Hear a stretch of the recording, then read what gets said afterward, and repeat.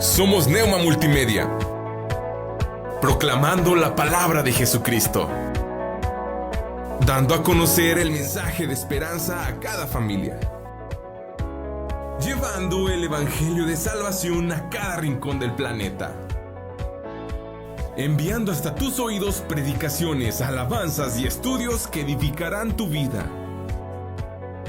Somos Neuma Multimedia.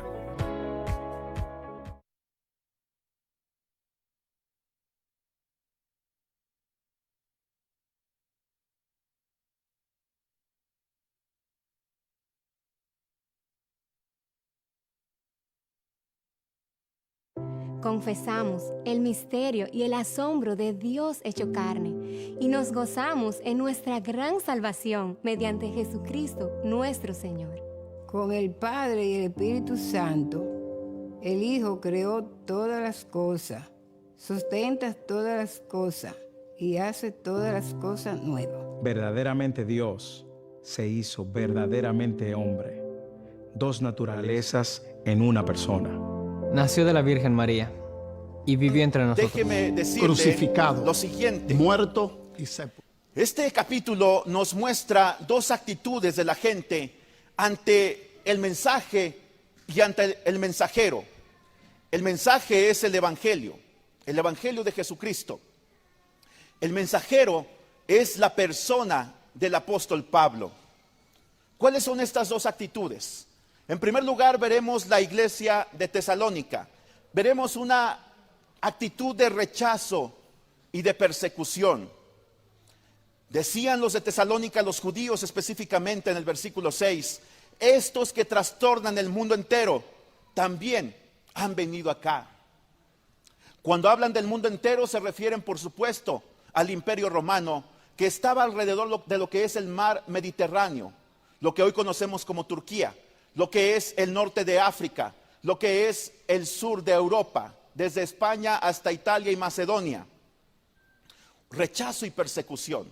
En segundo lugar, veremos la aceptación y protección. Dice que los judíos de Berea recibieron la palabra con toda solicitud, escudriñando cada día las escrituras para ver si era cierto lo que Pablo les anunciaba. En primer lugar, quiero hablarles acerca de la costumbre y el mensaje de Pablo. La costumbre y el mensaje de Pablo. Versículos del 1 al 3 dice de esta manera que Pablo, pasando por Anfípolis y a Apolonia, llegó a Tesalónica, y donde había una sinagoga de los judíos.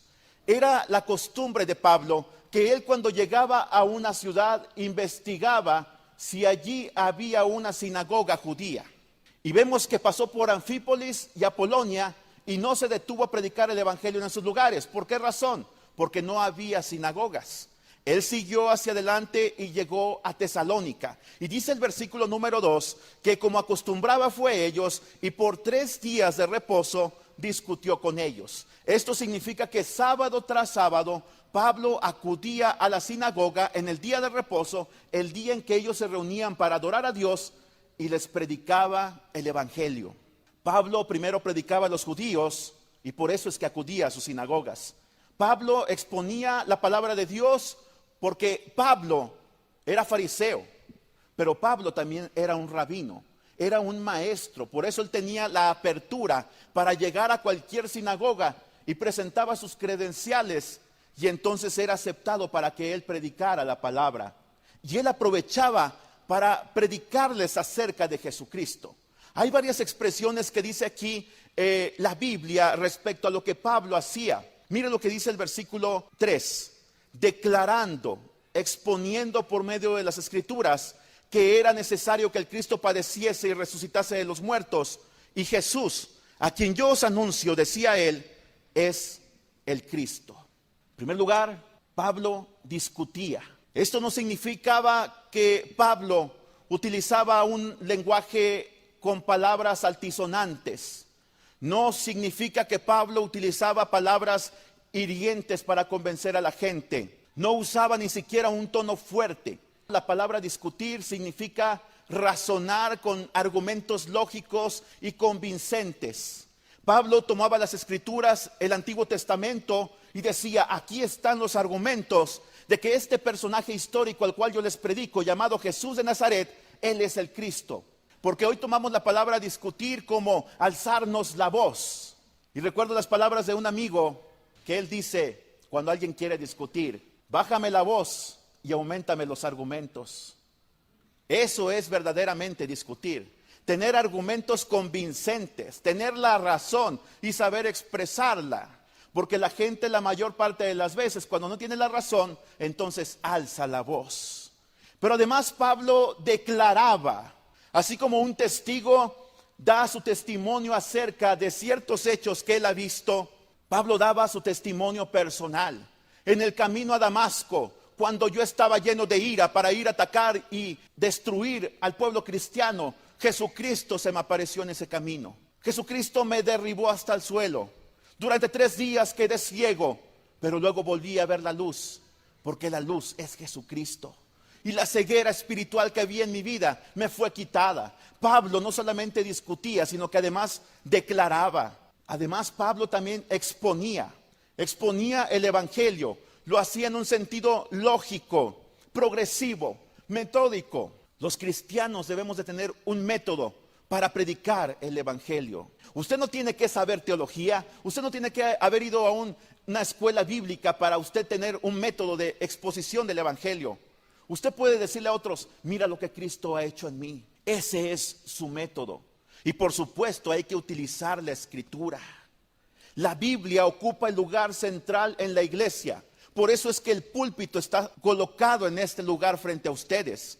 No el grupo de alabanza, no el teclado del líder de alabanza, sino el púlpito. En la Biblia, en este libro, el lugar central lo ocupa el evangelio. Porque hay personas que usan la Biblia para debatir. Hay personas que usan la Biblia para destruir a otros. Les dan de bibliazos en la cabeza hasta que acaban con ellos. Y a veces la gente dice, si para ser cristiano voy a ser como tú, prefiero quedarme así como soy. Pablo tenía por costumbre predicar a Cristo. ¿Cuál era el mensaje de Pablo? Pablo dice, era necesario que Cristo padeciera, porque los judíos esperaban un Mesías guerrero, un Mesías militar, que vendría y destruiría a todos sus enemigos con su poder. Y Pablo dice, no, el evangelio, las escrituras nos demuestran que era necesario que a través del sufrimiento el Mesías después muriera, resucitara y entonces fuera exaltado. Lucas 24, versículos 26 y 27, escrito este evangelio por el mismo Lucas, el médico amado y acompañante del apóstol Pablo. Mire cómo es que concuerda precisamente el mensaje de Pablo con el mensaje de Lucas. No sabemos si Lucas fue discípulo de Pablo o Pablo se convirtió en discípulo de Lucas. Pero hay una perfecta armonía entre estos dos libros. Lucas 24, versículo 26 y 27, palabras del Señor Jesucristo. Y el Señor Jesucristo pregunta, ¿no era necesario que el Cristo padeciera estas cosas y que entrara en su gloria? Se refiere a los sufrimientos, a las difamaciones, a los golpes que recibió Jesucristo, a su muerte y su resurrección. Antes de la gloria está el sufrimiento. Es la lección que el Señor Jesucristo nos deja. Y el apóstol Pedro dice en sus cartas, para que nosotros sigamos sus pisadas.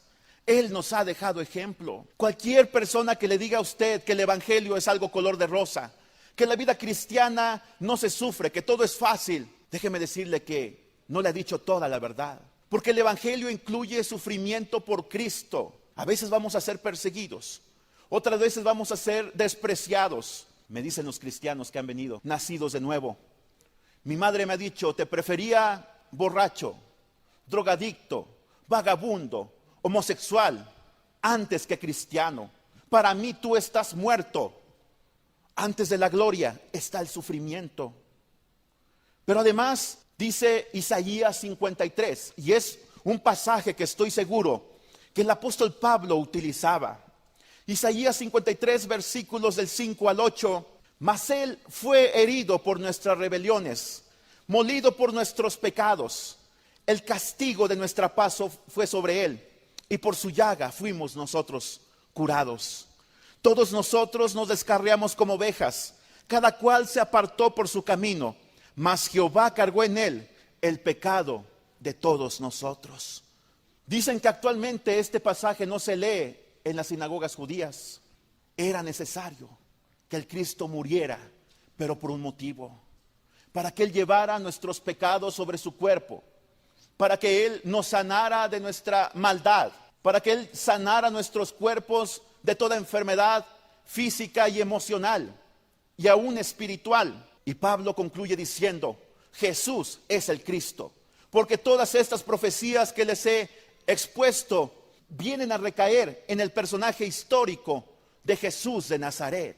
Jesús nació en Belén como estaba profetizado por Miqueas. Jesús murió como estaba profetizado por Isaías. Más aún, Jesús resucitó. Jesús, como dice Isaías, fue clavado en una cruz en medio de malhechores y resucitó al tercer día. Ningún personaje religioso, político, militar ha logrado lo que Jesucristo llegó a hacer. Solamente Jesucristo dividió la historia en dos partes, antes y después de Cristo. En el año 1995, un hombre llamado Ted Turner, que si usted no lo conoce, conoce la cadena de noticias CNN, este hombre dijo, hay que borrar a Cristo de la historia. Yo propongo una nueva datación de los años, de las fechas, que a partir del año 2000, el nuevo milenio, se declare el año de la paz, la era de la paz, y que Cristo sea borrado totalmente de los libros de historia. Año 2001, 11 de septiembre, la catástrofe de las Torres Gemelas, y la paz no se ha visto hasta el día de hoy. Cristo, aunque muchos intentan borrarlo de la historia, Cristo sigue presente. Cristo sigue actuando en la vida personal de cada uno de nosotros. Jesús es el Cristo. En segundo lugar, quiero hablarle acerca de los resultados del apóstol Pablo. Versículo 4 del capítulo 17 del libro de Hechos. Hechos 17, versículo 4 dice de esta manera: y algunos de ellos creyeron y se juntaron con Pablo y con Silas, y de los griegos piadosos gran número, y mujeres nobles no pocas. Es decir, creyeron gente de todos los estratos sociales e intelectuales, griegos piadosos, mujeres elegantes, mujeres de primer nivel social creyeron en el Evangelio. El Evangelio no tiene límites. El Evangelio traspasa todos los estratos. Algunos de ellos creyeron, dice la palabra de Dios. ¿Qué es creer en Jesús?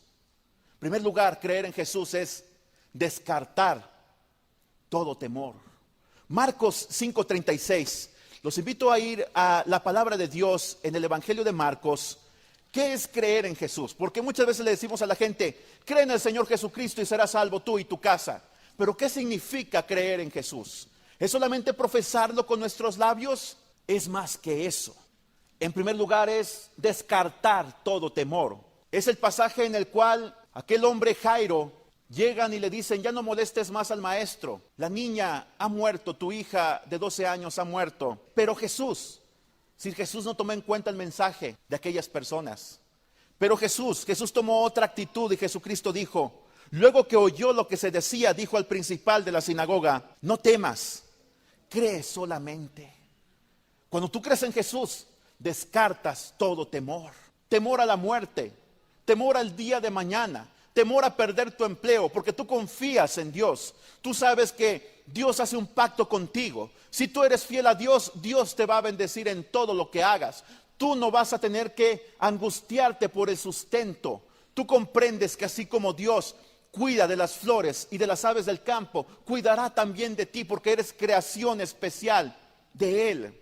Es descartar todo temor, temor a la muerte. Todos los que estamos aquí, de aquí a un máximo de 120 años ya no estaremos. Yo ya no temo a la muerte, porque he conocido a Jesucristo. Yo sé que si yo muero, el Señor se encargará de mi familia. Decía un pastor que el Señor le dijo, tú encárgate de morirte y yo me encargo de cuidar a tus hijos y a tu esposa. Descarte todo temor en la vida, porque usted cree en Jesucristo. ¿Qué es además creer en Jesucristo? es recibirle en el corazón. Mas a todos los que le recibieron, los que creen en su nombre, les dio potestad, es decir, poder y autoridad de ser llamados hijos de Dios. Juan 1:12 es recibirle en el corazón. Si usted tiene a Cristo en su corazón, tiene la potestad, el poder y la autoridad de un hijo de Dios. Ese poder que se manifestó en Jesucristo está en usted. Ese poder que se manifestó en los discípulos, en los apóstoles, en los seguidores de Cristo, está también en usted. Pero además, creer en Jesús es tener vida eterna, para que todo aquel que cree no se pierda, mas tenga vida eterna. La vida eterna no comienza al morir. La vida eterna comienza cuando usted nace de nuevo, cuando le entrega su vida a Jesucristo. Es calidad de vida, es vida a otro nivel. Vea usted, camina por la calle y vea los rostros de aquellos que no conocen a Cristo. Ellos no tienen vida eterna. Es fácil identificarlos, siempre angustiados, cabizbajos, preocupados por el día de mañana. Algunos incluso pensando en el suicidio. Pero usted tiene vida eterna porque usted cree en Jesús. Cuando Satanás venga y le diga, estás perdido, usted diga, Cristo murió por mí. Yo no lo merecía, pero Él murió por mí y yo tengo vida eterna. Y Jesucristo dijo, estas mis ovejas nadie las arrebatará de mi mano, porque Cristo dio su sangre por nosotros en la cruz. Pero además creer en Jesús es ver la gloria de Dios. Jesús le dijo a la hermana de Lázaro, si crees, verás la gloria de Dios. Todo el poder, toda la presencia de Dios manifestada en Jesucristo está a nuestra disposición. Nosotros podemos ver esa gloria de Dios. El apóstol Juan lo dijo y vimos su gloria. Gloria como del unigénito del Padre, lleno de gracia y de verdad. Creer en Jesucristo además es andar en la luz. Juan 12:46 dice, yo la luz he venido al mundo para que todo aquel que cree en mí no permanezca en tinieblas. Una vida en tinieblas es una vida apartada de Jesucristo, una vida sin Dios, una vida que incluso se opone a los planes y proyectos de Dios. Una vida en tinieblas es una vida totalmente perdida, una vida que vive alcoholizada, que vive narcotizada, que vive en promiscuidad. Aún una vida en tinieblas, no importa cuán bueno se considere usted, no importa cuán moralmente pueda considerarse, si no tiene a Cristo, usted está en tinieblas porque aún no ha venido la verdad a su vida. No ha venido la luz del Evangelio, no ha alumbrado su corazón. Pero además, creer en Jesús es hacer obras mayores. Juan capítulo 14, un poquito más adelante, versículo 12, el Señor Jesucristo dijo, de cierto os digo, el que cree en mí, las obras que yo hago, Él las hará también y aún mayores hará, porque yo voy al Padre. Es hacer obras mayores. Esto es una realidad. Hay gente que a veces dice, Señor, si tú prometiste que haríamos obras mayores, ¿por qué no las he hecho? ¿Por qué yo no veo gente que recibe la vista? ¿Por qué no veo cojos andar? La obra mayor que podemos ver en la vida es la conversión de un alma. Cuando una persona, no importando todos sus problemas, todas sus enfermedades, le entrega su corazón a Jesucristo, es la obra mayor que podemos hacer. Pero además, creer en Cristo es predicar el Evangelio. Segunda carta a los Corintios, capítulo 4, hermanos, y versículos 13 y 14, dice de esta manera, esta es la consecuencia de creer, pero teniendo el mismo espíritu de fe, conforme a lo que está escrito, creí, o por lo tanto hablé, nosotros también creemos, por lo cual también hablamos, sabiendo que el que resucitó al Señor Jesús, a nosotros también nos resucitará con Jesús y nos presentará juntamente con vosotros. Si usted es cristiano, usted no puede quedarse callado. Usted no puede ocultar el Evangelio, lo que Cristo ha hecho en su vida. Usted tiene que proclamarlo. Dice el apóstol Pablo, creí, por lo cual hablé. Creer trae una consecuencia y esta es predicar el Evangelio. En tercer lugar, hermanos, veamos la oposición que Pablo enfrentó. Hechos capítulo 17, versículo 5. Hechos capítulo 17, versículo 5, dice de esta manera, y veamos la oposición. Cuando el mensaje del Evangelio se empezó a proclamar durante 3 semanas, un poco más de 21 días, mire lo que ocurrió. Entonces los judíos que no creían, vemos la oposición, teniendo celos, tomaron consigo algunos ociosos, hombres malos, y juntando una turba, alborotaron la ciudad y asaltaron la casa de Jasón y procuraban sacarlos al pueblo. Veamos, en tercer lugar, la oposición a Pablo. Hubo un alboroto. Los judíos, ¿quiénes? Los que no creían, llenos de celos y de envidia, contrataron a hombres ociosos y malos. Fueron a la plaza principal de Tesalónica y entonces contrataron a aquellos hombres que no tenían nada que hacer y formaron una turba, armaron un alboroto. Fueron a la casa de Jasón, que era seguramente el lugar, la casa en la que Pablo se hospedaba. No encontraron a Pablo y sacaron a Jasón. Pretendían lincharlos, asesinarlos. Y todo estaba basado en una acusación con tintes políticos. Decían ellos, estos que trastornan al mundo también han venido acá. Estos que trastornan al mundo, versículo 6. Y además decían, contravienen los decretos del César, diciendo que hay otro rey, Jesús. La acusación era una acusación política. Ellos decían, hay solamente un rey, y este es el César, el emperador del imperio romano. Pero estos, Pablo y Jasón y Silas, juntamente con él, están predicando a otro rey. Seguramente las autoridades entonces les dijeron, ¿y dónde está ese rey? Dijeron, pues ellos dicen que ha muerto y ha resucitado y que perdona pecados. Entonces las autoridades seguramente dijeron, eso ya no tiene que ver con nosotros. Ese hombre no está, no hay pruebas de él acerca de Jesucristo.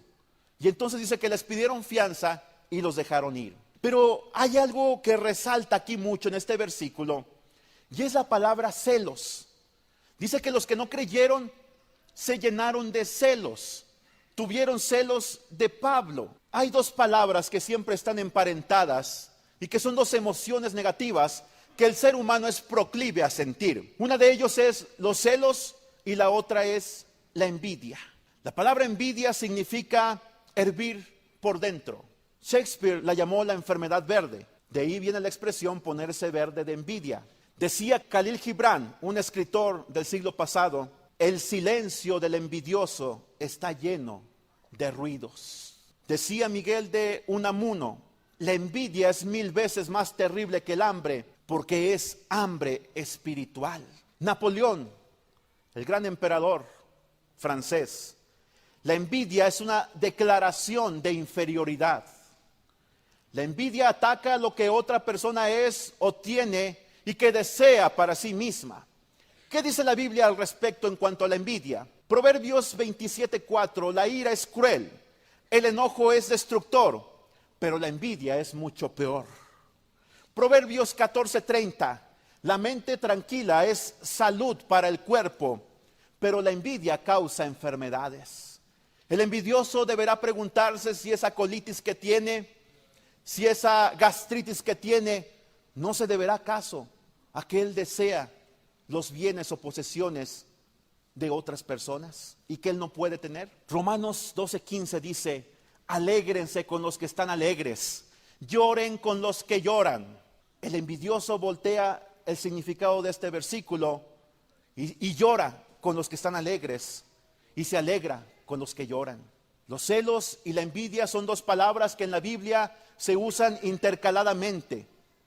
Entre estas 2 actitudes hay diferencias muy sutiles. La envidia y los celos. La envidia odia a los que tienen lo que se carece, mientras que los celos tienen temor a perder lo que ya se posee. La envidia vive lamentándose por lo que no tiene. La envidia dice, mira, él tiene auto nuevo y yo aquí ando en mi Dodge patitas. Vive lamentando lo que no tiene. Ay, mis hijos están muy morenitos, pero mira, los del hermano están bien güeritos. Mis hijos no han podido terminar la primaria, pero mira, ellos ya van a terminar la universidad. Vive lamentando por lo que no tiene. Mientras que los celos viven luchando por conservar lo que ya es suyo. Hay gente que es muy celosa, maridos, que sus mujeres no las dejan ni siquiera respirar. ¿A dónde volteaste?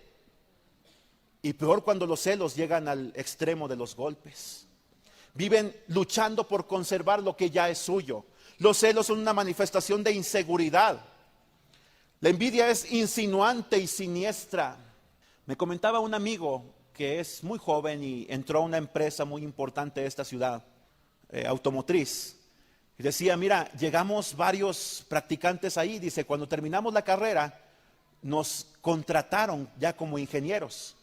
Y entonces dice, a mí me pusieron como jefe de todos los demás. A mí y a otro compañero. Dice, y luego se desataron las envidias porque muchos de ellos tenían mucho mejor promedio que yo. Dice, y Dios me dio gracia en esa empresa.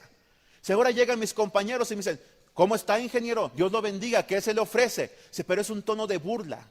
Se demuestra que ellos tienen envidia. ¿Qué hace uno cuando alguien le tiene envidia a uno? Bueno, uno debe de tolerarlos, uno debe de entenderlos, pero nunca justificarlos. A veces, si es necesario, hay que confrontar a la gente en su envidia y decirle, tú estás equivocado. Porque el envidioso busca la manera de hacerte daño, de hacerte quedar mal en el trabajo. No sé si usted ha experimentado o tal vez solamente yo, pero a mí me pasó cuando trabajaba en empresas como LG, como Kohler, allá en la frontera de Tamaulipas. La envidia.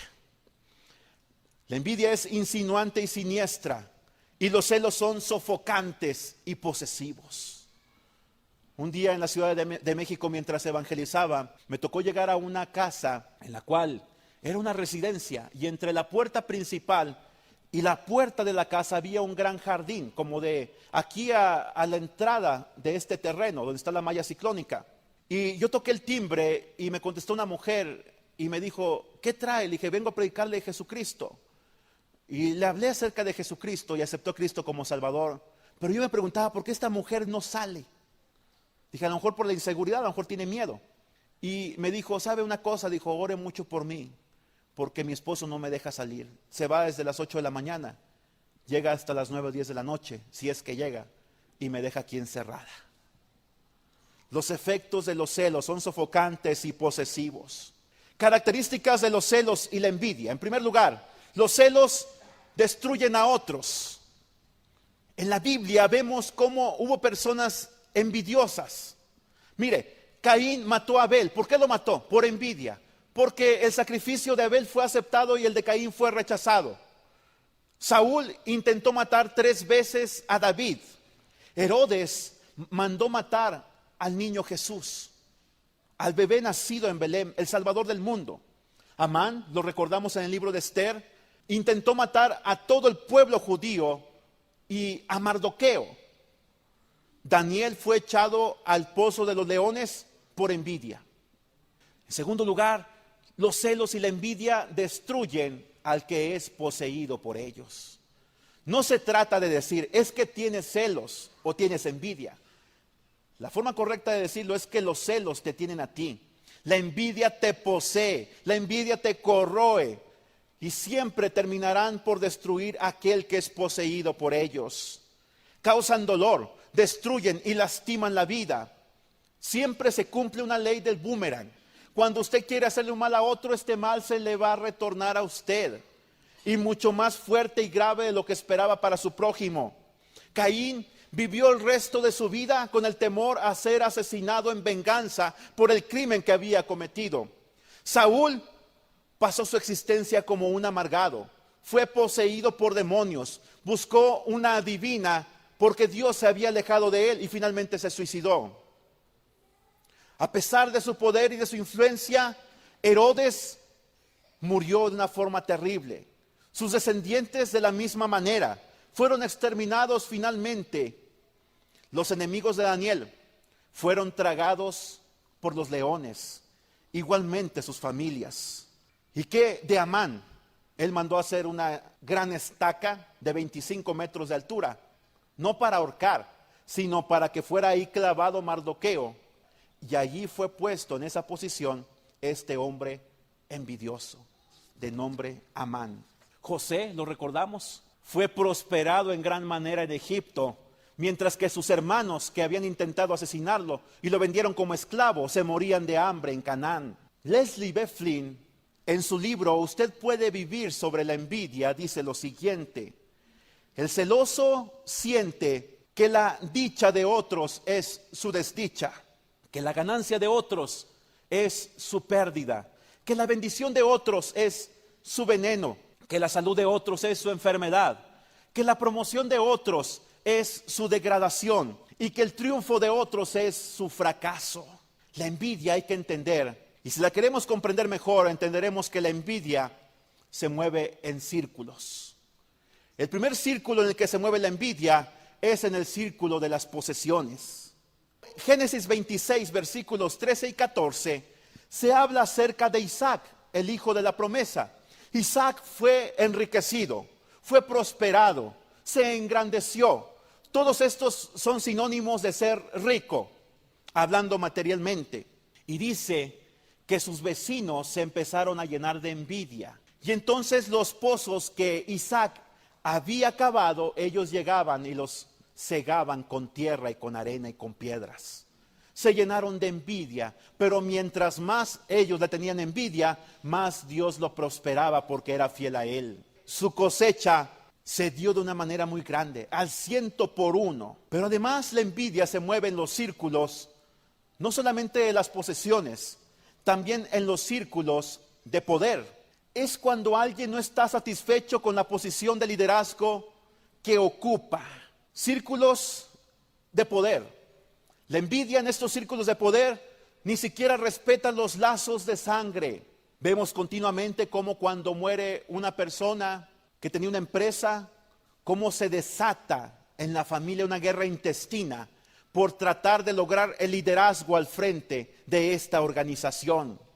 Y hay hermanos que incluso entre ellos se han quitado la vida por tener una posición de privilegio en los círculos de poder.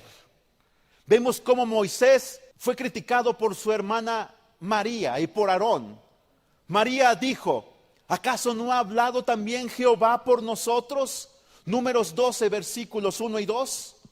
Y entonces Dios le envió una lepra a esta mujer, hasta que ella se arrepintió de la actitud que había tomado.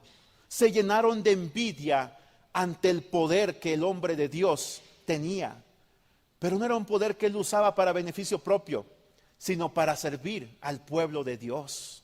Es malo que la envidia se dé en cualquier ámbito de la sociedad, pero es muy peligroso cuando la envidia empieza a infiltrarse en la iglesia.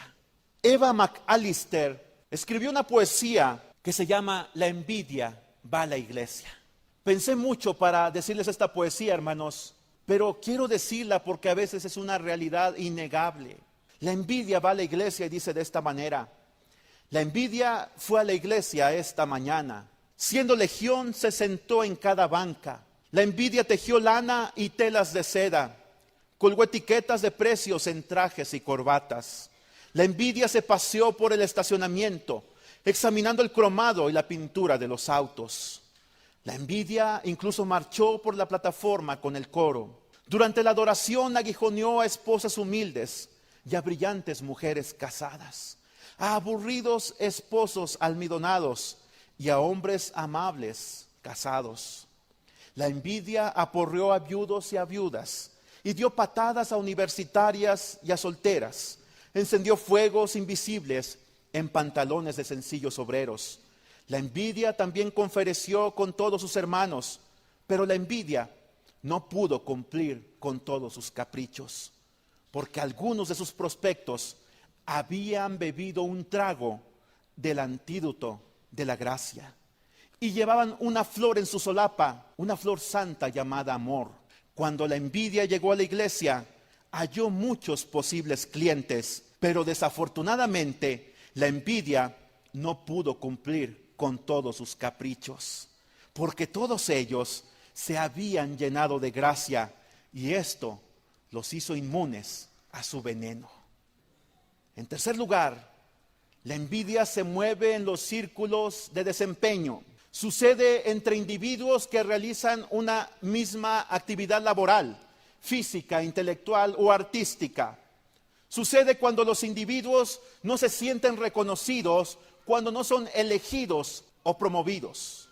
¿Cuáles son los síntomas de la envidia en los círculos de desempeño?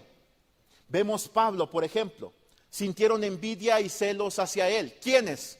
Los judíos de la sinagoga, porque así como ellos eran rabinos, eran maestros de la ley, Pablo también lo era. Pablo estaba teniendo éxito. Ellos se sintieron no solamente impresionados por el éxito de Pablo, se sintieron intimidados. Entonces hubo una rivalidad y orgullo.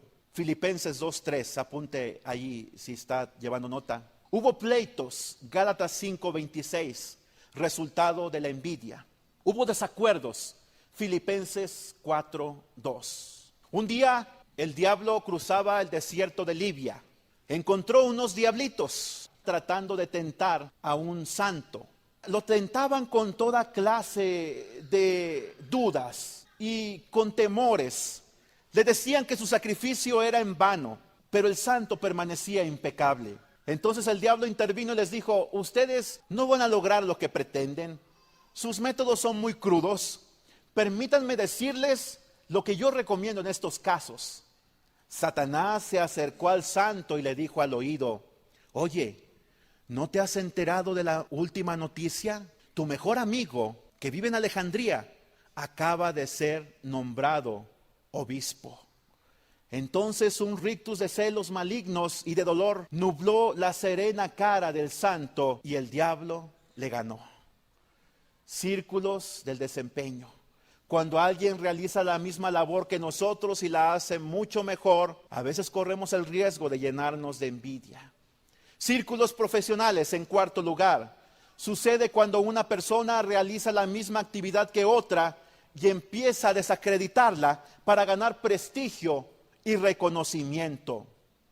¿Cómo podemos luchar contra la envidia? Teniendo un correcto concepto de nosotros mismos. Dijo el apóstol Pablo: consideren siempre a su prójimo como superiores a sí mismo. Pero la otra cara de la moneda es que el Señor Jesucristo dijo: el que se humilla será exaltado. Esa es la clave. Cuando hay envidia en los círculos profesionales, la clave es considerarlos superiores a uno mismo. Y Dios se encarga de sanar tu corazón. Cristóbal Colón, ¿lo recuerdan ustedes? Cristóbal Colón, después de que descubrió América o las Indias occidentales, el rey de España le hizo la promesa de que sería nombrado virrey en estas colonias. Pero debido a las envidias de sus adversarios, Cristóbal Colón fue abandonado. Murió solo. Pocos lo recordaban, lo empezaron a desprestigiar. Tiempo después, un hombre llamado Américo Vespucio, él hizo unos cuantos trazos y descubrió que este era un continente muy distinto al que esperaba encontrar Cristóbal Colón. Y debido a eso es que hoy nuestro continente se llama América.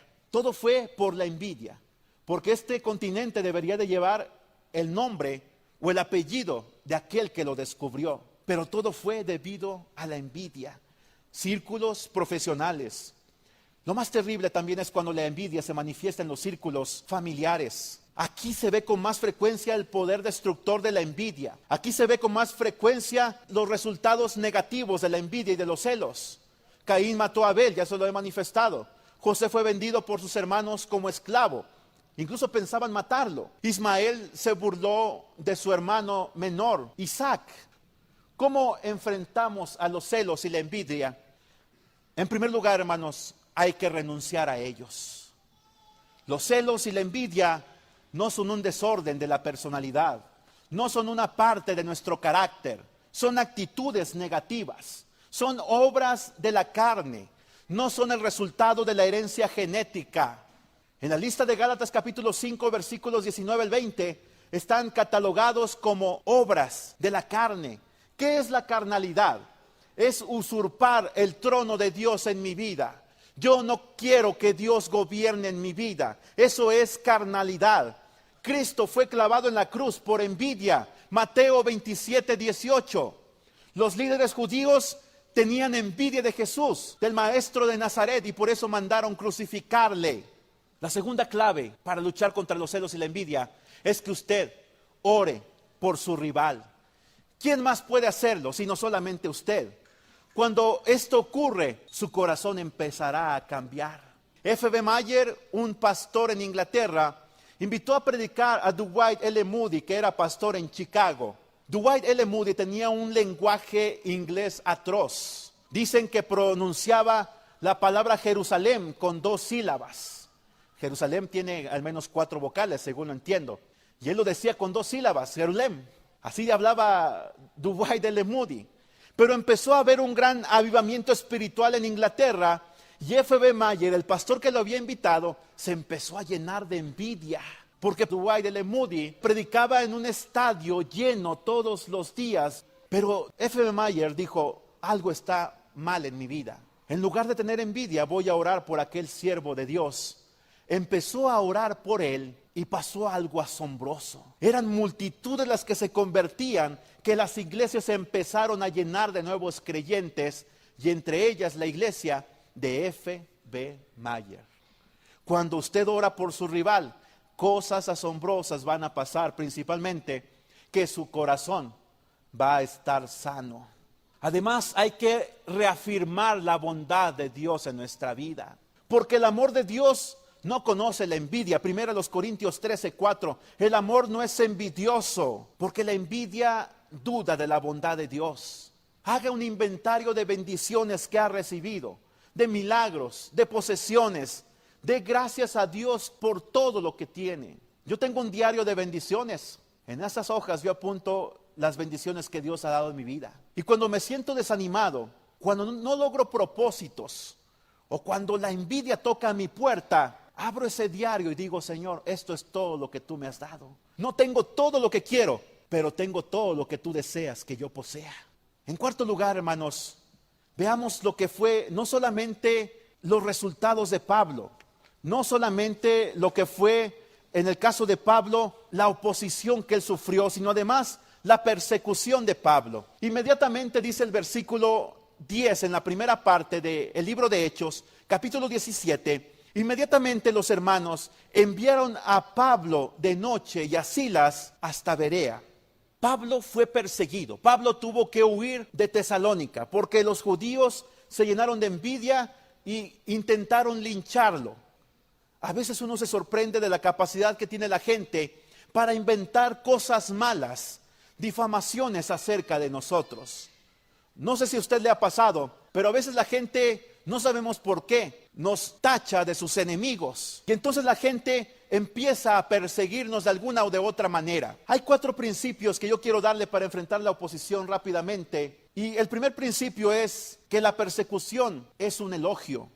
La persecución, aunque usted no lo crea, es un elogio para usted y para mí y para los hijos de Dios. Si nos persiguen es porque nos han tomado en cuenta, nos han tomado en serio, porque nos consideran un peligro y dignos de ser eliminados. Nadie persigue a alguien que es inútil, ineficaz e indeciso. La persecución nos dice que nuestro testimonio es tan vivo, tan real y tan poderoso que hay gente que se altera ante nuestra sola presencia y por tanto quiere eliminarnos. De Elías se dice que era un hombre que vivía delante de la presencia de Jehová permanentemente. Elías intentaban asesinarlo, Jezabel y Acab. Era el enemigo público número 1, pero esto era solamente un halago para Elías. Era un reconocimiento.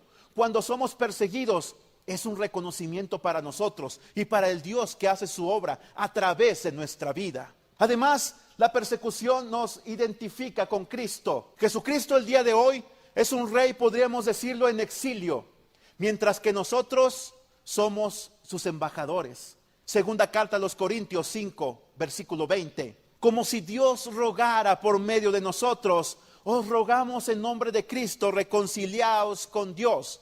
Somos sus embajadores. Cuando un rey enfrentaba la guerra contra otro, antes de tomar las armas, antes del enfrentamiento en el campo de batalla, se trataba de hacer las paces. Y entonces el rey enviaba a un mensajero o un embajador. La palabra correcta en el griego es kerix. Y este embajador tenía toda la autoridad del rey que lo enviaba. Si a este kerix se le hacía tan solo una pequeña herida, era como hacérsela al mismo rey. Quiero que entienda esto. somos embajadores en nombre de Cristo? Pregunto. Jesucristo dijo, el que los rechaza, me rechaza a mí. El que me rechaza a mí, rechaza al que me envió. Somos embajadores en nombre de Cristo. El Señor dice en su palabra, el que os toca, toca a la niña de mis ojos. Toca a la parte más tierna y delicada de Dios. Somos embajadores en nombre de Cristo y tenemos privilegios por ello. Tenemos protección espiritual, pero también tenemos nosotros deberes. Y el principal deber es reconciliar a la humanidad con Jesucristo. Reconciliarlos con Dios. Como si Dios rogase por medio de nosotros, dice Pablo, reconciliaos con Dios. La persecución nos identifica con Cristo. Ahora bien, Cristo fue perseguido. Nosotros también seremos perseguidos. No somos inferiores a los profetas. Nosotros también seremos perseguidos como ellos lo fueron. Isaías fue metido dentro de un tronco que estaba hueco por dentro y fue aserrado, partido en dos. Jeremías fue apedreado y así sucesivamente los profetas murieron por la causa del Señor. ¿Cómo proclamamos el Evangelio? ¿Cómo somos embajadores de Cristo? Bueno, con nuestro testimonio.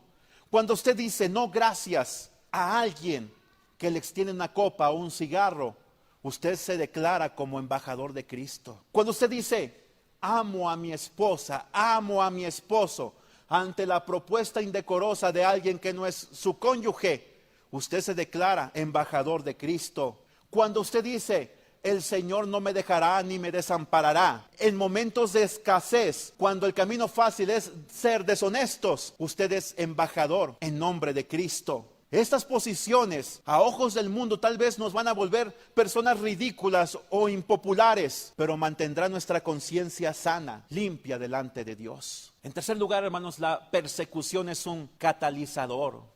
Hay cosas que solamente se logran en nuestra vida cuando atravesamos tiempos de aflicción. Hay que aprender a reconocer nuestras fallas, pero también nuestros avances con toda humildad. La persecución logra cosas importantes a través de la iglesia que no serían posibles de otra manera. Un día Nicolae Ceausescu, que fue presidente, dictador de Rumania, pasaba por una calle que estaba todo abandonado. Había solamente lotes baldíos y vio una iglesia allá a lo lejos, una iglesia bautista, que era la iglesia bautista más grande de aquel lugar. Estaba a las afueras de la ciudad porque los cristianos, al ser perseguidos, se tenían que esconder. Y Nicolae Ceausescu le dijo a su colaborador más cercano, ¿y eso qué es? Dijo, son los cristianos y ellos adoran a Cristo.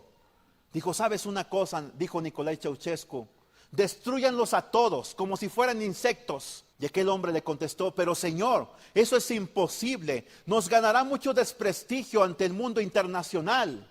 Dijo, está bien, escóndanlos. Y aquel hombre mandó a que se construyeran departamentos en aquellos lotes baldíos, grandes edificios, y se empezó a llenar y a repoblar con gente, y esa gente empezó a asistir a aquella iglesia, y aquella iglesia creció mucho más de lo que nunca antes había crecido. La persecución es un catalizador, hace cosas que de otra manera serían imposibles en la vida del cristiano, en la iglesia cristiana.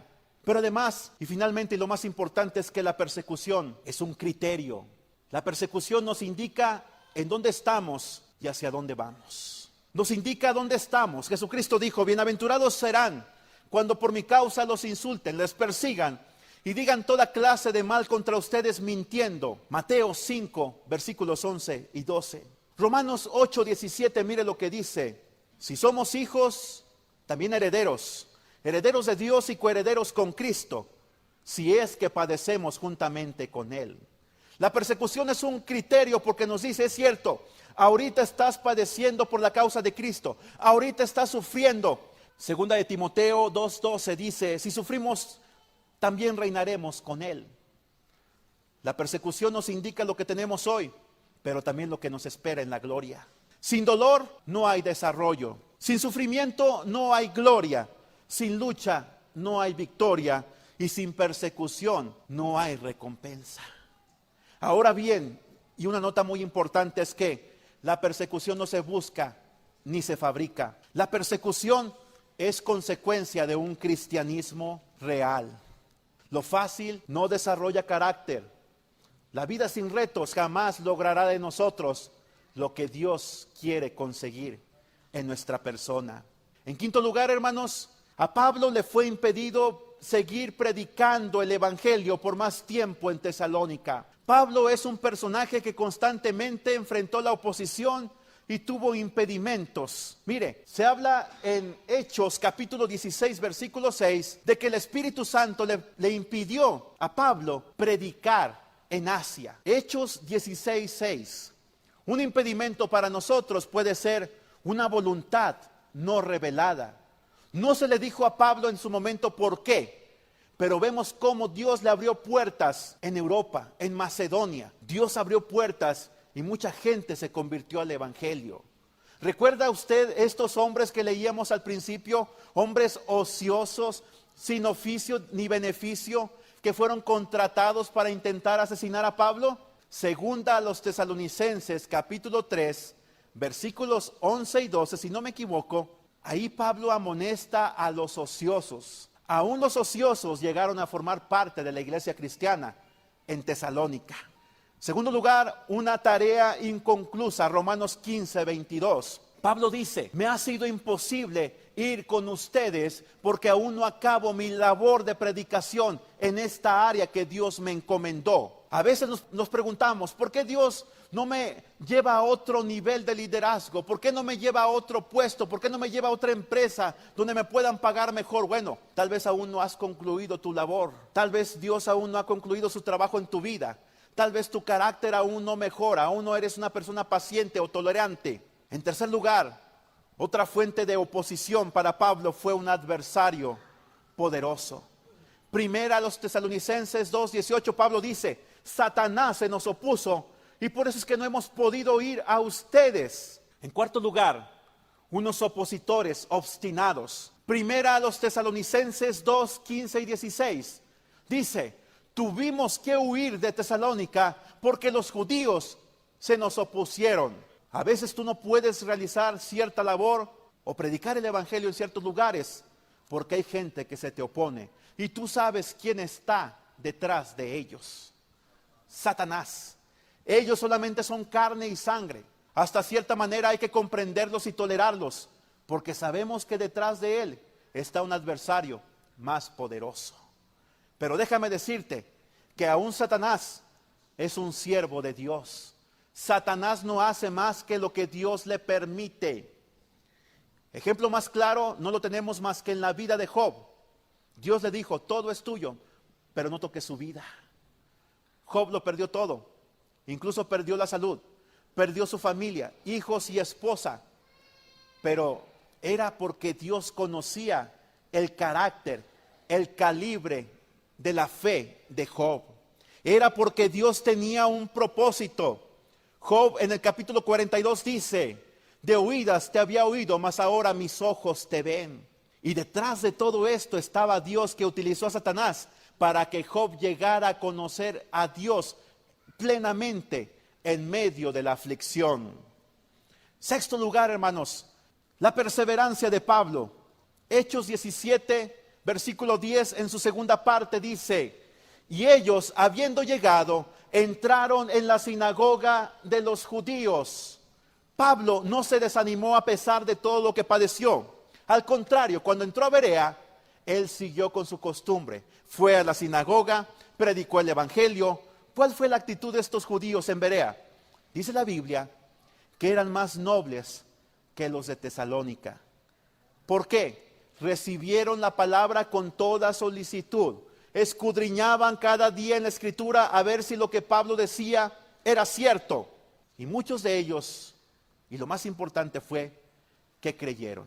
Conclusión, hermanos, Dios no nos ha llamado a ser exitosos en el ministerio. Es deseable pedir éxito, es deseable porque nos habla acerca de excelencia. Nehemías oró a Dios pidiendo éxito en su labor, pero Dios no nos ha llamado a ser exitosos. Vemos en la vida de Pablo que Dios nos ha llamado a ser fieles. Fieles en medio de la persecución como sufrió en Tesalónica. Fieles en medio de la aceptación como sucedió en Berea. Y como lo verán la próxima semana, fieles en medio de la indiferencia y la burla, como sucedió en Atenas. En segundo lugar, hermanos, y a modo de conclusión, debemos aprovechar cada oportunidad que tenemos para predicar a Cristo. Usted no sabe cuánta gente allá afuera, en su trabajo, en tu escuela, tus vecinos o vecinas, que a veces te hacen caras, que a veces te tratan mal, que te difaman o te persiguen por tu cristianismo. Tú no sabes todos los problemas que ellos tienen. A veces escuchas gritos, escuchas golpes, escuchas llanto, los ves como ponen la grabadora los sábados por la tarde o cada quincena, y a veces te enojas porque no te dejan dormir, pero ¿cuántas veces te has arrodillado y has pedido que Dios te abra una puerta para predicarles el Evangelio? Hay que aprovechar cada oportunidad para predicar a Cristo. En tercer lugar, hermanos, y finalmente, escudriñar la Escritura cada día es una responsabilidad personal de cada creyente. Leer la palabra de Dios es su responsabilidad, es mi responsabilidad.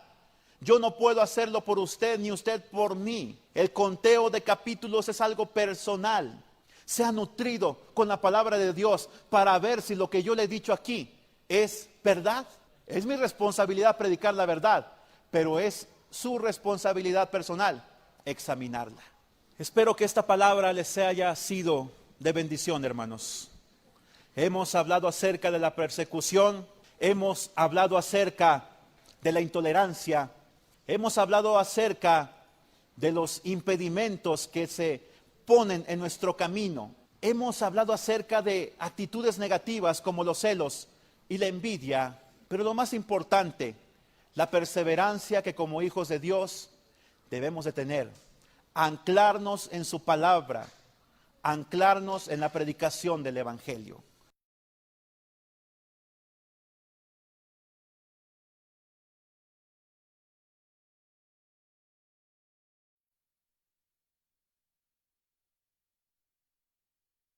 ¿Te sientes perdido en la oscuridad? ¿La incertidumbre te consume? Recuerda que hay una luz que brilla en la noche más oscura. La Biblia dice, la esperanza no defrauda. Dios es fiel y siempre cumplirá sus promesas. No pierdas la fe. La esperanza en Dios es la fuerza que te hará avanzar hacia un futuro brillante. Proyecto Esperanza de Vida y Salvación, Neuma Multimedia, transmitiendo esperanza y fe en Jesucristo.